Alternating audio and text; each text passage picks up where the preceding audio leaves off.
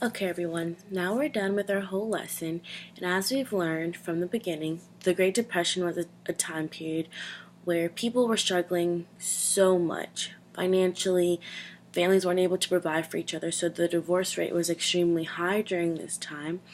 Also, in 1929, as we talked about, the stock market crash, which caused the Great Depression, the Dust Bowl, and things like that. And as we went through this lesson, we saw how people like Duke Ellington, Margaret Mitchell, and Jesse Owens had a big impact on the American history. Music, sports, and reading and writing definitely influenced our nation during this time.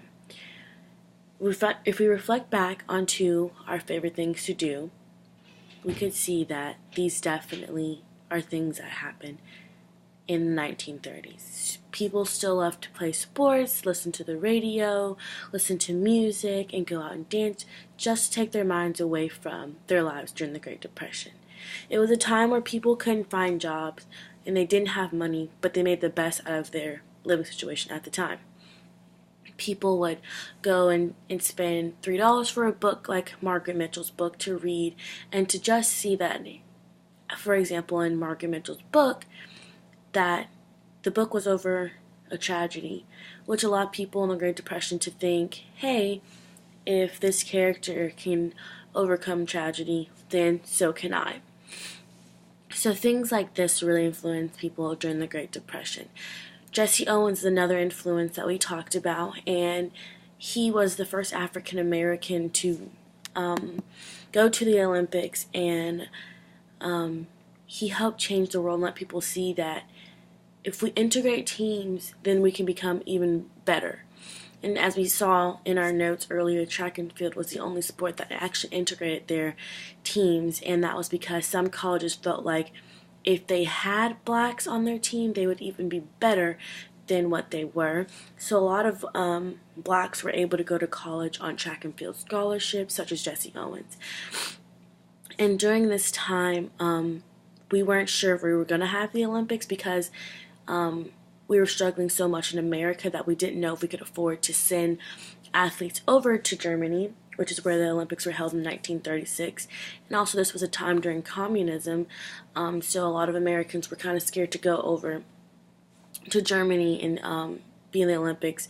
And again, Adolf Hitler was their dictator in Germany, so a lot of people were scared about that.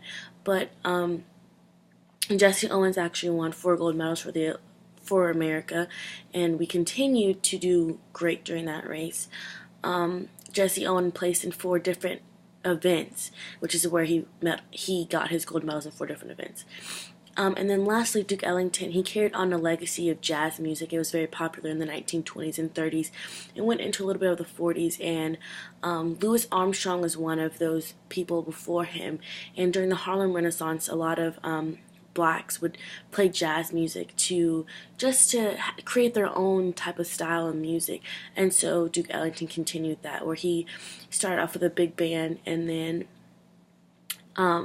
carried on that big band into the US, into Europe, and let other people get to explore what was going on in America at that time.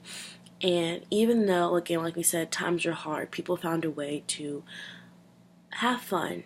And it's just like when around 2008 in the United States we had the recession. People didn't have tons of money all the time, but they made sure that they would go to the movies still, or go to concerts, or listen to music to take their minds away from what was going on during our recession. It wasn't the Great Depression, but our country at the same time experienced something similar to the Great Depression, where we didn't know how things were going to end up, and so we looked towards entertainment to be able to do things and get away from our reality and our world. And so this sums up the whole lesson, and I just want you guys to continue to think about what we talked about in the notes that we've had on this lesson. Okay?